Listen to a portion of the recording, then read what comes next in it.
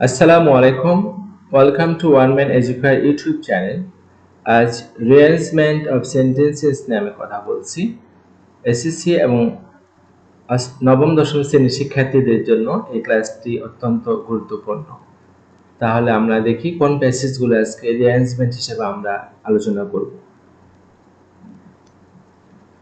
Once he attacked the province of a powerful prince. একদা তিনি এক শক্তিশালী রাজা রাজ্য আক্রমণ করল। He entered the kingdom of the prince and captured a large village. সেই রাজ্যে প্রবেশ করে সে বড় একটি গ্রাম দখল করে ফেলল। Taimur disguised himself as a poor traveler.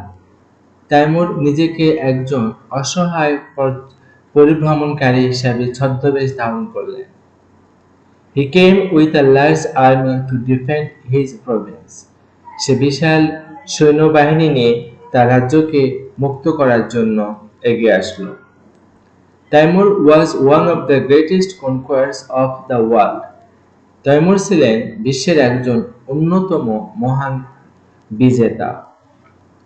The village was situated far away, এখানে far away হবে না, far away from the capital. আর এই গ্রামটি ছিল রাজধানী থেকে অনেক দূরে। The prince heard the news. এই রাজপুত্র সংবাদটি পেয়ে গেলেন। Thus he saved his life. এভাবে সে তার জীবনকে রক্ষা করল। Taimur soldiers were killed. তৈমুরের সমস্ত সৈন্যবাহিনী মারা গেল। His soldiers surrounded the village on all sides. তার সৈন্যরা গ্রামের চারদিক দিয়ে ঘিরে ধরল and a terrible battle took place. এবং এক ভয়ানক যুদ্ধ শুরু হলো। প্যাসেজটি রিঅ্যারেঞ্জ করলে হবে এরকম। Taimur was one of the greatest conquerors of the world. Once he attacked the province of a powerful prince. He entered the kingdom of the prince and captured a large village. The village was situated far away from the capital. The prince heard the news. He came with a large army to defend his province. His soldiers surrounded the village on all sides and a terrible battle took place. Taimur's soldiers were killed. Taimur disguised himself as a poor traveler. Thus he saved his life. আমরা next প্যাসেজে দেখব এবার।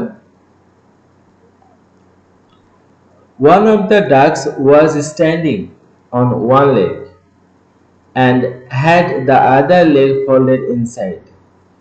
এই পাতিহাঁসগুলোর মধ্যে একটি পাতিহাঁস এক পায়ে দাঁড়িয়ে ছিল আর একটি পা সে ভাঁজ করে নিয়েছিল।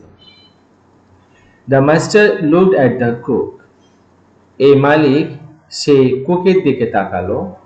The cook অর্থাৎ বাবুর্চির দিকে তাকালো। The cook replied that his master was right. এবং বাবুর্চি জবাব দিল যে তার মালিক ঠিক বলেছে। The master clapped his hands loudly.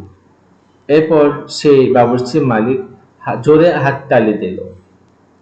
The cook told him that the duck had one leg only. আর বাবুর্চি তার মালিককে বলল যে এই হাঁসটির একটি মাত্র পা ছিল, যে হাঁসটিকে সে রান্না করেছে। The roast looked delicious. আর রান্না করা মাংসগুলো অত্যন্ত সুস্বাদু দেখাচ্ছিল। And the cook ate one of the legs of the duck.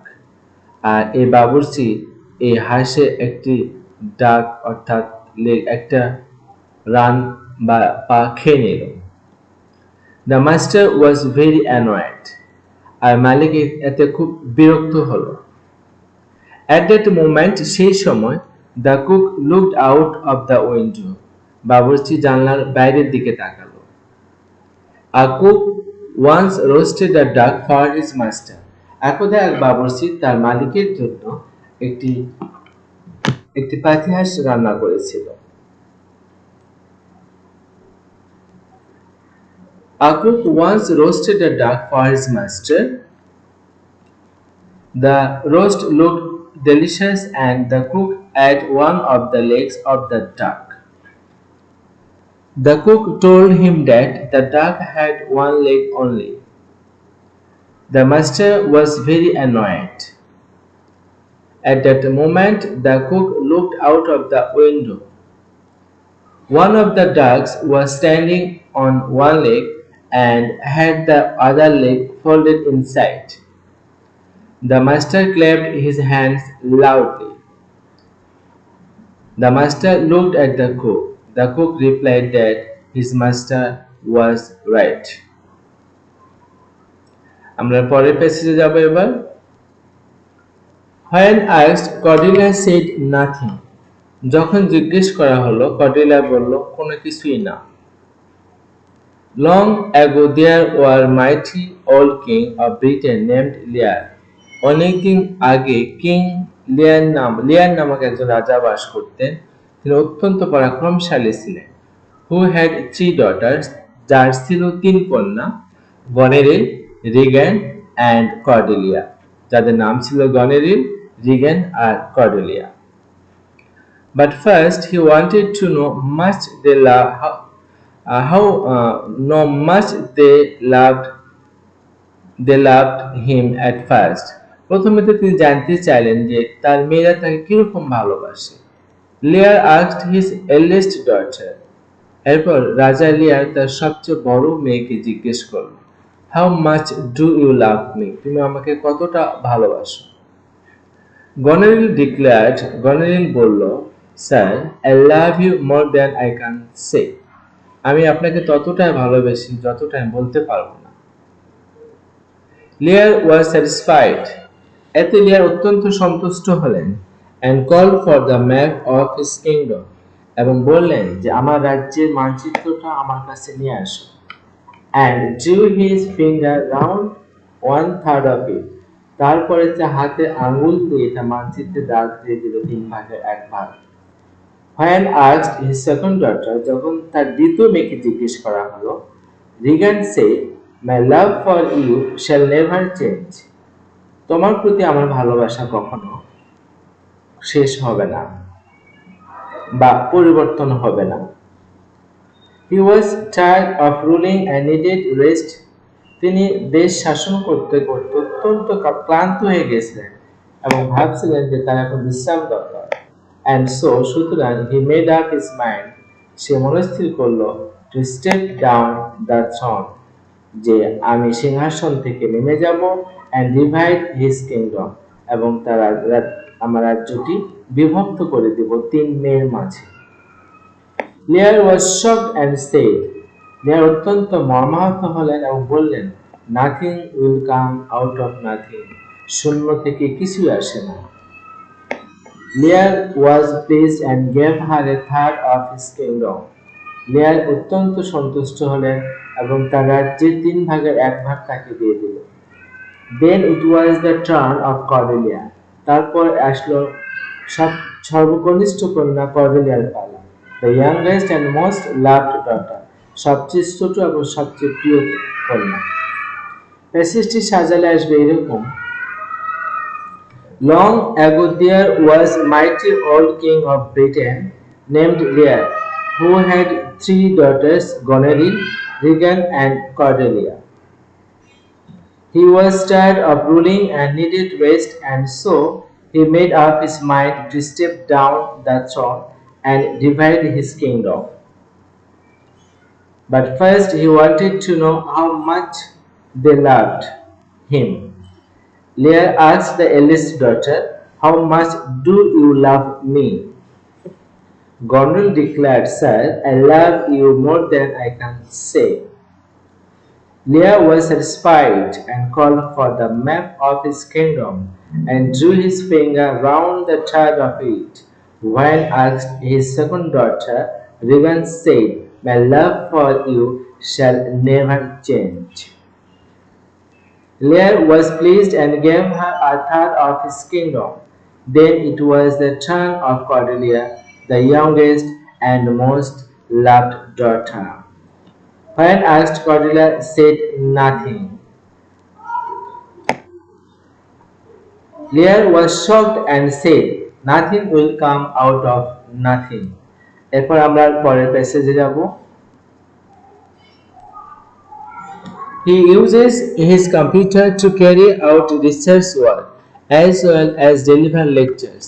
তিনি তার কম্পিউটারটি বহন করতেন বিভিন্ন গবেষণামূলক কাজের জন্য এবং কোনো লেকচার প্রদান করার ক্ষেত্রে।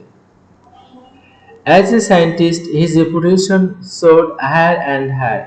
একজন বিজ্ঞানী হিসাবে তার সুনাম চারদিকে ছড়িয়ে পড়ছিল, আরো উঁচুতে উঠছিল। He got his PhD in cosmology from Cambridge University. তিনি মহাজাগতিকের উপরে ক্যামব্রিজ বিশ্ববিদ্যালয় থেকে পিএইচডি ডিগ্রি লাভ করেন। By the time he was 26 years old, 26 বছর বয়সের মধ্যে। In 1979, 1979 সালে, he joined Cambridge University as location professor of mathematics. তিনি ক্যামব্রিজ বিশ্ববিদ্যালয়ে গণিতের লোকেশন প্রফেসর হিসাবে তিনি যোগদান করেন। As a result, ফলে he gradually started losing control over the muscles of his body. আস্তে আস্তে তিনি তার শরীরের মাসল বা মাংসপেশির উপর নিয়ন্ত্রণ হারিয়ে ফেলেন। Now he is confined to the wheelchair. এখন তিনি হুইলচেয়ারের মধ্যেই আবদ্ধ, with no power to control his body. এবং তার শরীরের কোনো অংশ নড়ানোর তার ক্ষমতায় নেই, except for some limited movement of his head and hands only. শুধুমাত্র একটু মাথা এবং হাত নাড়াতে পারে। Stephen Hawking is considered the greatest physicist after Einstein. আইনস্টাইনের পর স্টিফেন হকিংসকে মনে করা হয় সবচেয়ে বড় পদার্থবিদ। Who was born in an educated family in 1942. যিনি 1942 সালে একটি শিক্ষিত পরিবারে জন্মগ্রহণ করেছিলেন। He got married in 1963. তিনি 1963 সালে বিয়ে করেন। But fate followed with less rewarding things as Stephen became a victim of Greig's disease.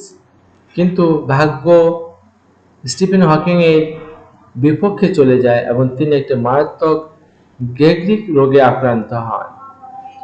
But such a tremendous physical handicap could not slow him down as he is still a relentless worker. কিন্তু তার এই শারীরিক অক্ষমতা তার বিরামহীন কাজের ক্ষেত্রে কোনো ধরনের প্রতিবন্ধকতার সৃষ্টি করতে পারেনি। এই প্যাসেজটি স্টিফেন হকিং সম্পর্কে, যদি স্টিফেন হকিং মারা গেছেন তার পূর্ববর্তী সমসাময়িক প্যাসেজ, তো আমরা এই রিয়ারেন্স ফর্মটা দেখে নিই এখন। Stephen Hawking is considered the greatest physicist after Einstein, who was born in an educated family in 1942. He got married in 1963. He got his PhD in cosmology from Cambridge University by the time he was 26 years old. In 1979, he joined Cambridge University as location professor of mathematics. As a scientist, his reputation soared higher and higher. But fate followed with less rewarding things as Stephen became a victim of Greig's disease. As a result, he gradually started losing control over the muscles of his body. Now, he is confined to the wheelchair with no power to control his body except for some limited movement of his head and hands only. But such a tremendous physical handicap could not slow him down as he is still a relentless worker. He uses his computer to carry out research work as well as deliver lectures. আবার আমি পরের প্যাসেজে যাব। Exhausted from swimming, Gulliver collapsed in the soft grass. ক্লান্ত হয়ে সাঁতার কেটে কেটে Gulliver ক্লান্ত হয়ে ঘাসের উপরে পড়ে থাকে। And fell fast asleep. সে অঘরে ঘুমাতে থাকে। He slept for 2 hours. সে প্রায় 2 ঘন্টা ঘুমিয়ে থাকে। Finally, the storm was over and the waves calmed down. শেষ পর্যন্ত ঝড় থেমে যায় এবং ঢেউ শান্ত হয়ে যায়। Once an Englishman named Lowell Gulliver went on a voyage to the South Seas. একদা একজন ইংলিশ নাগরিক লোয়েল গ্যালিভার একটা সমুদ্র যাত্রায় করে যেটি দক্ষিণের দিকে। On the way to violent storm red the ship. পথিমধ্যে একটা মারাত্মক ঘূর্ণিঝড় এসে তার জাহাজটিকে ভেঙে দেয়। He swam in the rough seas for hours. সে উত্তাল সাগরে ঘন্টার পর ঘন্টা সাঁতার কাটে। Fighting bravely against the wind. সে ঝড়ের বিপক্ষে বাতাসের বিপক্ষে লড়াই করে অ্যান্ড দ্য ওয়েভস এবং ঢেউয়ের বিপক্ষে লড়াই করে। There were no people for our house near the beach. সেই সমুদ্র সৈকতে নিকটবর্তী কোনো বাড়ি ছিল না বা কোনো লোকজনও ছিল না। Luckily, Gulliver managed to swim safely away from the wreckage. সৌভাগ্যক্রমে সে ভাঙা জাহাজ থেকে সাঁতার দিয়ে জীবন রক্ষা করতে সক্ষম হয়। The captain and all the sailors were thrown into the sea. জাহাজের নাবিক এবং ক্যাপ্টেন সবাই সাগরে নিক্ষিপ্ত হয় and drowned এবং সাগরে তারা ডুবে মারা যান। Gulliver swam to an unknown land. Gulliver একটি অজানা দেশে চলে আসে and stumbled onto the beach এবং সমুদ্র সৈকতে এসেছে থেমে যায়। এই ছিল প্যাসেজ। রিয়ারেঞ্জড ফর্মটি হবে এরকম। Once an Englishman named Loyal Gulliver went on a voyage to the South Seas. On the way, a violent storm wrecked the ship. The captain and all the sailors were thrown into the sea and drowned. Luckily, Gulliver managed to swim safely away from the wreckage. They swam in the rough seas for hours. He swam in the rough seas for hours, fighting bravely against the wind and the waves. Finally, the storm was over and the waves calmed down. Gulliver swam to an unknown land and stumbled onto the beach. There were no people or house near the beach. Exhausted from swimming, Gulliver collapsed in the soft grass and fell fast asleep. He slept for 2. Thank you very much.